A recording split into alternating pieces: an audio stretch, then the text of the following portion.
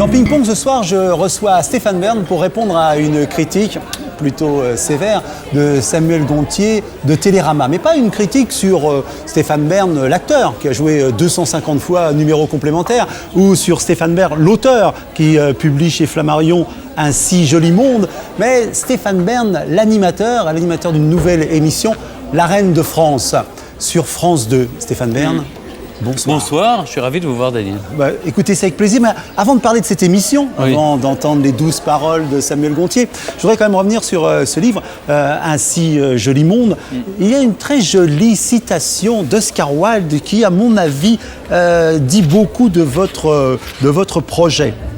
Faire partie de la bonne société est une corvée, n'en pas faire partie est une tragédie. Est-ce que c'est un peu ça l'idée ? C'est-à-dire, je me suis moqué évidemment de toutes les impostures qu'on voit dans les mondanités. Pendant des années, on m'a dit Stéphane Bern, le chroniqueur mondain. C'est vrai que je suis sorti un peu, voilà, comme beaucoup de gens.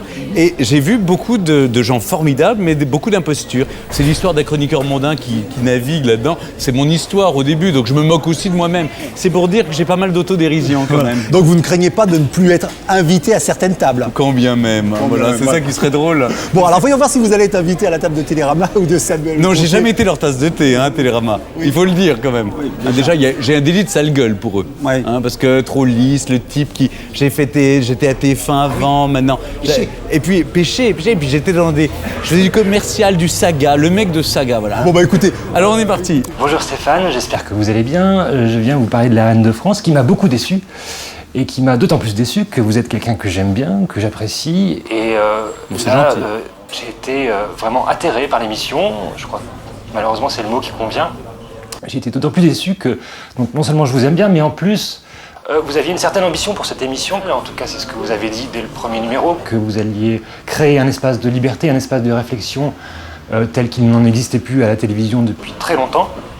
Et malheureusement, je pense qu'en fait, d'espace de réflexion, c'est plutôt un espace de cacophonie, d'invectives, d'anecdotes, Stéphane, est-ce que vous avez... Je peux interrompre comme ça. Bien sûr, oui. Déjà, c'est vrai que l'ambition était forte. La première émission, la seule qu'il ait vue avec Bernard Tapie, c'est un peu ça. Je dois lui donner raison. Oui. C'est-à-dire qu'on était dans le spectaculaire. Mais encore une fois, on réforme dans la croissance. Comme ça marchait bien, je me suis dit, arrêtons le spectaculaire tout de suite et essayons de creuser. Moi, j'accepte la critique. La seule chose, c'est ne me jugez pas sur une émission. Jugez l'émission sur sa longueur. C'est-à-dire sur chaque semaine, on s'améliore. Écoutons Samuel. J'ai l'impression que c'est le dispositif qui est très gênant parce qu'il est pléthorique, envahissant.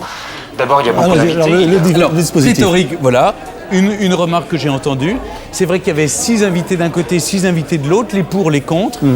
Ça fonctionne bien, mais 6, c'est trop. Oui. Parce que, au fond, après, trop de dialogue tue le dialogue, trop de débat tue le débat. Il faut peut-être plus cibler, essayer de trouver peut-être les arguments des personnages qui sont beaucoup plus emblématiques, plus ciblés, moins spectaculaires, encore une fois. Et 5, c'est largement suffisant. Il y a aussi les interventions de la caméra cachée qui ne me fait pas tellement rire parce que c'est toujours un faux policier qui mène ces caméras cachées, qui à chaque fois use et abuse de son autorité. Et lui, il est carrément, clairement dans l'arbitraire. Il le revendique, il cultive l'arbitraire. Oui, alors ça c'est évidemment, c'est de l'humour. Bon, alors je comprends que ça puisse gêner, c'est le mélange des genres, mais c'est la vie.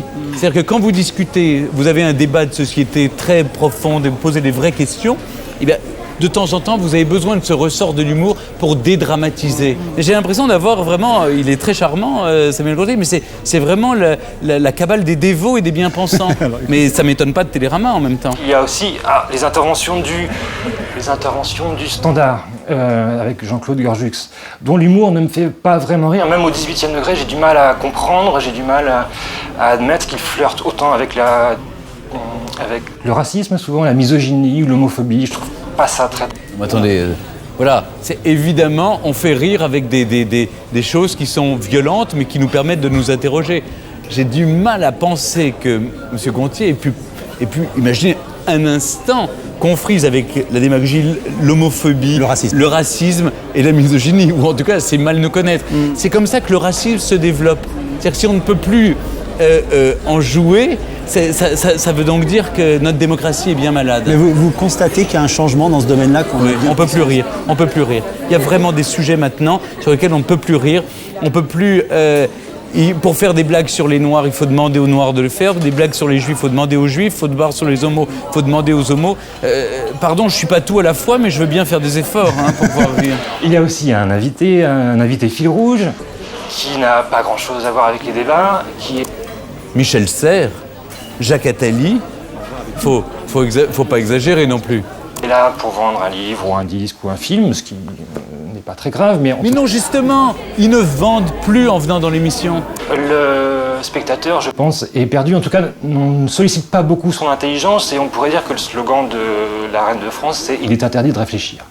Voilà, ça me gêne que cette émission soit sur le service public, ça me gêne aussi... Alors voilà, ça c'est le truc, toujours, dès que quelque chose ne plaît pas, on dit c'est scandaleux sur le service public. Mais vous savez, ce qui me tue là-dedans, c'est qu'on m'a dit la même chose quand je suis arrivé à France Inter. Aujourd'hui, on pense que je suis l'un des piliers du service public radiophonique. Donc on ne peut pas tout me reprocher, le pour et le contre. Mais ce qui est incroyable, c'est un peu comme un match de foot, comme une équipe de foot ou la sélection française. C'est-à-dire, on a l'impression qu'il y a 62 millions de sélectionneurs. Ouais. Il y a 62 millions de Français qui savent ce qui est de service public et ce qui ne l'est pas. Ça, c'est l'argument qui tue. Après tout ça, bon, il est sympathique, Berne, son émission vaut ce qu'elle vaut, c'est-à-dire pas grand-chose, mais surtout, c'est pas de service public. Donc, et qui va décréter? Alors que, justement, si je ne m'étais pas senti de service public, je ne serais jamais allé dans cette aventure. Je suis pas idiot non plus. C'est-à-dire que j'ai pas envie d'aller me fourvoyer. J'ai au contraire le sentiment d'être quelqu'un de profondément engagé. J'ai été un citoyen élu, je me suis toujours investi dans la vie de la cité.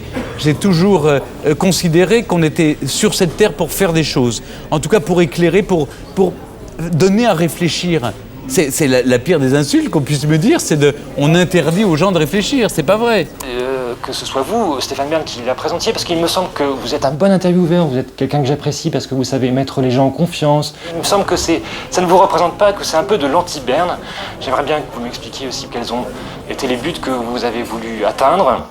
À mon avis, ils ne sont pas atteints, sauf peut-être au niveau de l'audience, puisqu'apparemment le public suit, ce qui n'est pas très encourageant pour l'état de notre démocratie. Le public aurait-il tort encore? Non, le public a suivi, ça a très bien marché quand c'était spectaculaire. Ça marche un petit peu moins bien, mais ça marche très bien quand c'est moins spectaculaire. Donc voilà, moi je préfère gagner avec du non spectaculaire plutôt que d'avoir un plébiscite avec du spectaculaire.